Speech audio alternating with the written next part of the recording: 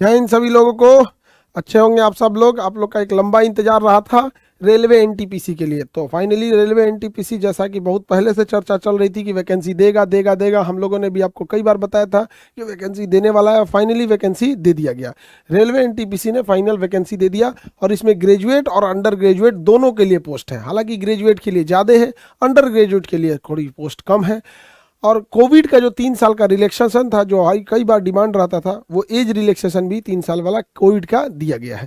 तो चलिए अब हम लोग एक एक करके समझते हैं नोटिफिकेशन के बारे में। 11,558 पोस्ट आया है आपको टोटल इसमें। हालांकि इसमें अधिकांश पोस्ट ग्रेजुएट वालों के लिए और कुछ नॉन ग्रेजुएट वालों के लिए। तो टोटल 11,558 पोस्ट के लिए एनटीपीसी का फॉर्म अप्लाई होगा। तो पहले हम लोग ये देखते हैं जो पोस्ट ग्रेजुएट वालों के लिए, जो ग्रेजुएशन कर लिए हैं उनके लिए है। उनका फॉर्म भराएगा 14 तारीख से 14 सितंबर तक। 14 सितंबर से स्टार्ट हो जाएगा, 13 अक्टूबर को खत्म हो जाएगा, यानी 1 महीने का टाइम आपको दिया जा रहा है। तो ये जो उनके लिए है जो ग्रेजुएट है, तो इनका टाइमिंग आपका 14 सितंबर से फॉर्म आएगा, 1 महीने तक फॉर्म भरा जाएगा। ग्रेजुएशन वाले के लिए, ग्रेजुएट पोस्ट के लिए कौन कौन से जो पोस्ट हैं उसका पूरा प्रीफरेंस यहाँ आप इसका स्क्रीनशॉट भी लेंगे या फिर आप इसको नोट कर लेंगे। जो चीफ कमर्शियल कम टिकट सुपरवाइजर है, इसका पोस्ट कितने हैं सब यहाँ पोस्ट वाइज वैकेंसी भी दिए गए हैं यहाँ पे। इसमें आपका जो गुड्स ट्रेन मैनेजर है उसका पोस्ट है। स्टेशन मास्टर का लगभग 1000 पोस्ट है यहाँ पे, 994। गुड्स गार्ड का जो स्टेशन मैनेजर हो गया है उनका पोस्ट है। टोटल ऐसे करके 8113 पोस्ट हैं ग्रेजुएट वालों के लिए, जो ग्रेजुएट हैं उनके लिए एक पोस्ट है। और ये बहुत अच्छी चीज़ है कि 3 साल का जो कोविड के टाइम पे था, कोविड-19 के टाइम पे, वो वाला जो एज रिलैक्सेशन वाला था उसको ध्यान में इसे रखा गया है एज लिमिट के मैटर पे कोविड के लिए। तो ये बहुत अच्छी चीज़ है। जो अंडर ग्रेजुएट है भाऊ, जो अंडर ग्रेजुएट हैं उनके लिए भी पोस्ट है। उनका फॉर्म भी भरा जाएगा 21 सितंबर से भरा जाएगा। उनको भी 1 महीने टाइम दिया जाएगा, 20 अक्टूबर तक वो भी अपना फॉर्म कंप्लीट कर सकते हैं। उनके लिए जो पोस्ट है लोग वो 3445 पोस्ट है उनका अलग अलग पोस्ट है। पे स्केल अलग है, इनिशियल पेमेंट कितना होगा, आपका मेडिकल स्टैंडर्ड किस कैटेगरी का मेडिकल स्टैंडर्ड होगा, एज कहाँ से कहाँ तक होगा, टोटल वैकेंसी यहाँ पूरी तरह से लिस्ट है। तो आप इसको देख लेंगे। और मेडिकल वाला जरूर देखिएगा, आप इस स्टैंडर्ड में फिट बैठते हैं तो ही फॉर्म भरिएगा, दोनों के लिए, चाहे वो ग्रेजुएट वाले हो या अंडर ग्रेजुएट वाले हो। मेडिकल में आप इसका पूरी कैटेगरी के हिसाब से देखेंगे। हम लोग पीडीएफ अपलोड कर देंगे, इसका पीडीएफ अपलोड कर दीजिएगा लोग कि कौन कैटेगरी में कैसा मेडिकल है, ठीक है। आई साइट किस में है, किस में क्या चीज़ है, तो वो वाली चीज़ों को आप लोग पीडीएफ एक बार अपलोड कर दीजिएगा ताकि ये लोग देख सकें। तो चलिए यहाँ हम लोग देखते हैं एक एज रिलैक्सेशन में भी छूट है। तो अब दोनों का सिलेबस अगर बात करें, दोनों का सिलेबस में, तो दोनों का सिलेबस एक ही जैसा रहेगा। ग्रेजुएट अंडर ग्रेजुएट का जो पैटर्न रहेगा क्वेश्चन का वो एक ही पैटर्न पे ही रहेगा यहाँ पर। और कंप्यूटर बेस्ड टेस्ट होता है जिसे शॉर्टकट में सीबीटी कहते हैं। अब सीबीटी 1 में ज़्यादा बच्चे आएंगे तो भीड़ ज़्यादा हो जाएगा, तो उनको प्रीलिम्स के तौर पे सीबीटी 1 लिया जाता है। जो उसमें क्वालिफाई करते हैं उन्हें सीबीटी 2 में बुलाया जाता है ताकि भीड़ कम सके। दोनों का सिलेबस कमोबेश एक जैसा है, सीबीटी 1 और सीबीटी 2 दोनों का सिलेबस कमोबेश एक जैसा ही रहेगा यहाँ पे, ठीक है। अब जैसे देखिए मैथ पूछेगा 30 नंबर का, 30 नंबर 30 क्वेश्चन, 30 क्वेश्चन 30 नंबर, यानी एक क्वेश्चन 1 नंबर का। रीजनिंग 30 नंबर का, यानी 30 क्वेश्चन 30 नंबर का। जनरल अवेयरनेस इसमें सब चीज़ आ जाएगा, जीएस वगैरह सब चीज़ आएगा, मिसलेनियस स्टैटिक जीके जीएस वगैरह सारा चीज़ इसमें आ जाएगा। ये 40 नंबर का हो जाएगा जनरल अवेयरनेस। इसमें भी 40 क्वेश्चन आएंगे, यानी एक क्वेश्चन 1 नंबर का आ रहा है। तो 30 मैथ 30 रीजनिंग, दोनों में से 30-30 क्वेश्चन आएंगे यहाँ पर, ठीक है। और जनरल अवेयरनेस जो है उसका क्वेश्चन आएगा वो 40 क्वेश्चन रहेगा, ठीक है। टोटल हो गया आपका कितना हो जाएगा यहाँ पे 100 क्वेश्चन। और कितने नंबर के होंगे, 100 नंबर के। 100 क्वेश्चन 100 नंबर के आ जाएंगे यहाँ पे टोटल आपका यहाँ पर। लेकिन एक चीज़ ध्यान रखिएगा, निगेटिव मार्किंग भी है इसमें आपका निगेटिव मार्किंग भी है। इसलिए ये नहीं कि अंधाधुन मार दे। और निगेटिव भी अच्छा खासा 1/3 है, ये मैक्सिमम में जो वो होता है आपका निगेटिव मार्किंग। तो इसलिए इसको भी अंधाधुन नहीं रखना है यहाँ पे। तो ये सिलेबस समझ में आ गया। अच्छी बात यह है कि इसमें आपको 100 क्वेश्चन के लिए 90 मिनट टाइम दिया जा रहा है। तो कमोबेश इसमें टाइमिंग का तो आपको ज़्यादा बहुत भयानक किल्लत जो है यहाँ पर बैलेंस बना के चलना पड़ेगा। 90 मिनट है आपके पास, यानी 90 मिनट 1.5 घंटा। और नंबर ऑफ क्वेश्चन आपके पास 100 है। जब आप ये पास कर लेंगे, इसमें निगेटिव मार्किंग है 1/3, जब आप इसको पास कर लेंगे, पास करने के बाद आपको कॉल किया जाएगा सीबीटी 2 के लिए। जब आप पास कर लेंगे तो आपको कॉल किया जाएगा सीबीटी 2 में। और सीबीटी 2 का सिलेबस लगभग इसी जैसा है, बस थोड़ा सा नंबरिंग में अंतर कर दिया गया है। तो देखिए सीबीटी 2 में जहां सीबीटी 1 में 30 मैथ था, यहाँ 35 मैथ कर दिया गया। 35 मैथ 35 नंबर का। जहां उस वहां रीजनिंग 30 था, यहाँ क्या कर दिया गया, 35 कर दिया गया, यानी 5-5 क्वेश्चन बढ़ाया है। 5-5 क्वेश्चन क्या कर दिया है, बढ़ा दिया है। तो यहाँ 5-5 बढ़ाया है, तो यहाँ एक ही बार 10 बढ़ा दिया। वहां 40 था तो यहाँ क्या कर दिया है, 50 कर दिया यहाँ पे। और 150 रीजन 50 जनरल अवेयरनेस यहाँ पे, यानी टोटल यहाँ नंबर ऑफ क्वेश्चन कितना है, 120 है। और कितने नंबर का, 120 नंबर का। समस्या यहाँ क्या है, समझो ध्यान से, 120 क्वेश्चन है और इसमें भी निगेटिव है, सीबीटी 2 में भी निगेटिव है। बट सबसे बड़ा प्रॉब्लम यहाँ आएगा 120 क्वेश्चन के लिए महज 90 मिनट, यानी जो सीबीटी 2 जिसे आप मेंस कहेंगे, उसमें सारा खेल होने वाला है आपका टाइमिंग का। अगर टाइमिंग मैनेजमेंट कर लिए तो सीबीटी 2 भी हो जाएगा। 3 साल छूट दिया गया, वो दिया गया नहीं, वो अपना खान सर के धन्यवाद दीजिए। जब बोर्ड में हम लोग को मीटिंग में था, सर एकदम अडिग हो गए थे। आप वास्तव में एकदम अडिग। सर कहे कि जो 3 साल बर्बाद हुआ अपना स्टूडेंट को, उसके लिए किया जाए। और सर, और कोई भी, जैसे कोई भी अफसर है अपना सर का बात एकदम अमल करते हैं। तो सर बोले तो 3 साल सर के कारण बढ़ा है, सर का और किन्हीं को रोल नहीं, अपना सर का। और सर 3 साल एक्सटेंड कर दिए, जो कोरोना काल था, जो कोरोना काल में 3 साल बढ़ गया हम लोगों का। और अब बात को समझना यह है कि मैथ्स के लिए, तो मैथ्स के लिए सबसे पहले हम लोगों को पूरा इस पर थ्योरी बेस चलेगा।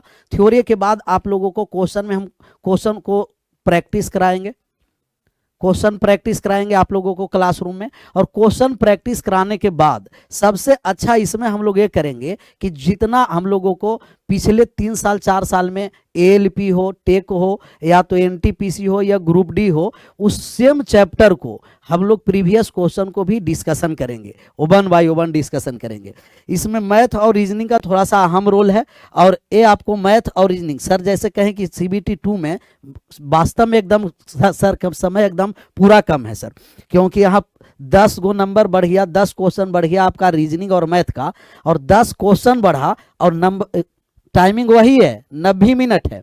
सीबीटी 1 में ठीक है 90 मिनट 100 क्वेश्चन, लेकिन सीबीटी 2 में 90 मिनट में आपको 120 क्वेश्चन करना है। तो मैथ हम लोग इस तरीके से, इजी तरीके से पढ़ेंगे कि आप लोग एग्जाम में जाइएगा तो 100% से 100% आप मैथ में मार्क्स हासिल कर सकते हैं। और हम लोगों का यही प्रयास भी रहता कि जो लो कैटेगरी का भी स्टूडेंट हो, उसको भी इस तरीके से समझा दिया जाए कि पेपर में आराम से सब क्वेश्चन करके आइएगा।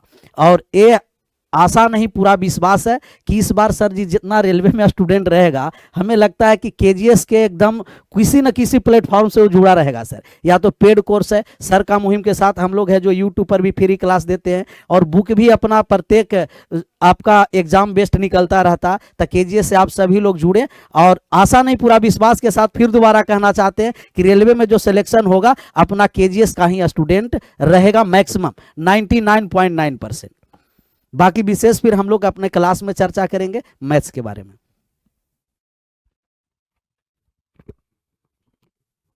तो पीके सर आपको मैथ के बारे में पूरा डिटेल से बताएं बाबू, आप इसको अमल करिएगा और उसी हिसाब से फिर तैयारी करते रहिएगा, ठीक है।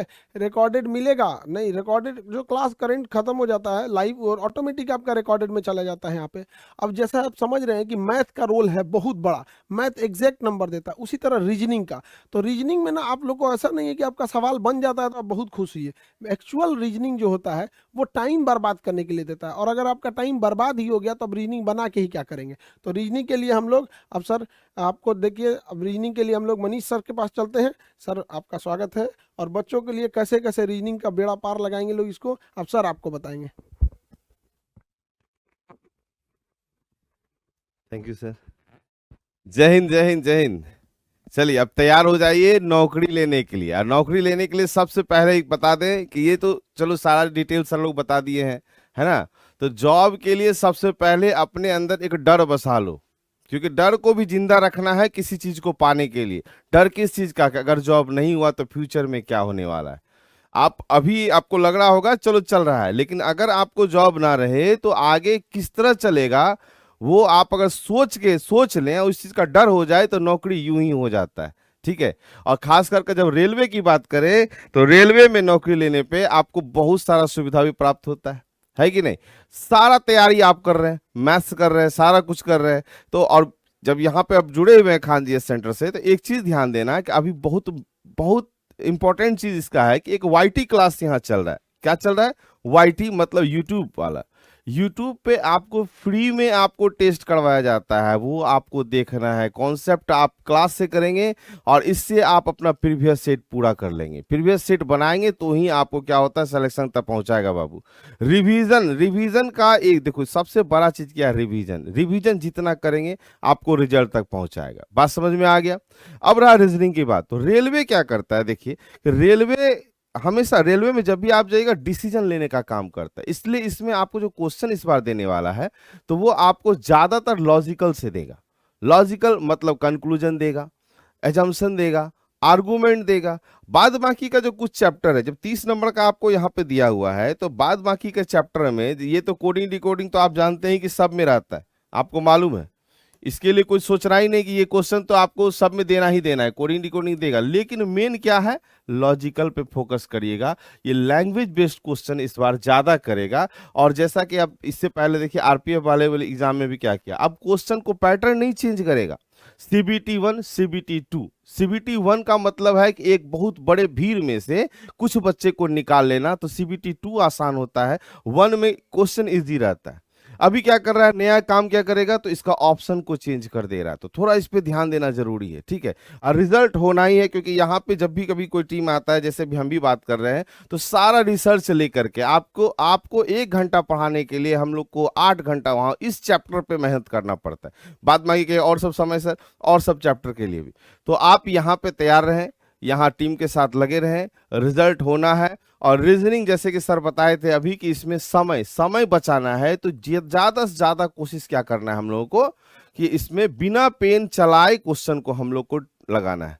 क्लॉक, डाइस अगर ये सब क्या है, ये सब बिना पेन। और लॉजिकल तो भाई पढ़ के समझना है, जितना एक बार में आ गया दिमाग में क्लियर हो जाएगा। और रीजनिंग की जहां तक है तो फुल जिम्मेदारी तो हम लेंगे ही। अखान सर तो सारा का जिम्मेदारी ले लेते हैं, इनके सर पे तो सारा बोझ पड़ा हुआ है ना। तो चलिए और सब जानकारी सर देंगे, और हमारा काम है रीजनिंग के लिए तो एकदम जय हो, जिंदाबाद, एकदम लगे रहना है। कंटिन्यू जब स्टार्ट होता है एकदम लगे, शुरू से पूरे जोश के साथ लगे रहिएगा, ठीक है। थैंक यू, जय हिंद, थैंक यू सर।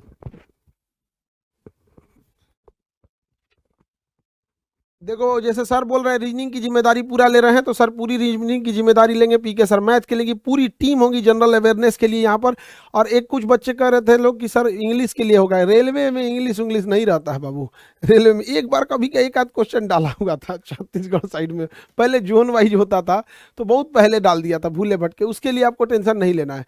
कुछ बच्चे का रिकॉर्डेड मिलेगा, जैसे लाइव खत्म होगा वो ऑटोमेटिक वो चीज़ आपका रिकॉर्डेड में चला जाता है। आप 2 महीना बाद पढ़िए, 6 महीना बाद पढ़िए, बट साथ साथ पढ़ते चलिएगा तो सही रहेगा यहाँ पे। और जैसे सर बता रहे थे कि इसी साल नौकरी लेना है, बाबू इस साल मजबूरी है आपकी, नहीं तो अगला वैकेंसी कब आएगा किसी को नहीं पता है। यहाँ पे रेलवे कब देगा वैकेंसी, सो जाएगा किसी को, कोई ठीक नहीं रहता है।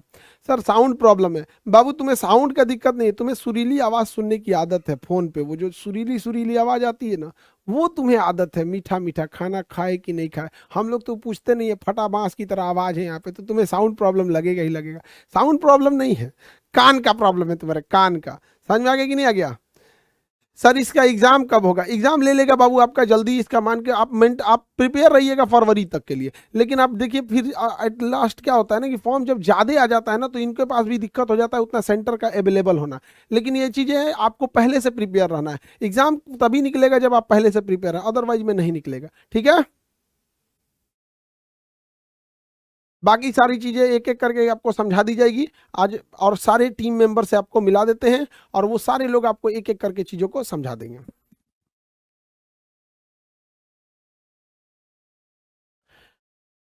और कोई डाउट आप लोग को, कल 2:30 बजे मिलेंगे हम लोग सारे टीम मेंबर के साथ। सारे टीम मेंबर, कोई ज़रूरी नहीं कि सारे लोग पटना में रहे, कुछ दिल्ली में है, कुछ नोएडा में है, कुछ जयपुर में है, कुछ प्रयागराज में है, कुछ पटना में है, तो सारे लोग मिला के एक बार में लाइव होगा, ठीक है।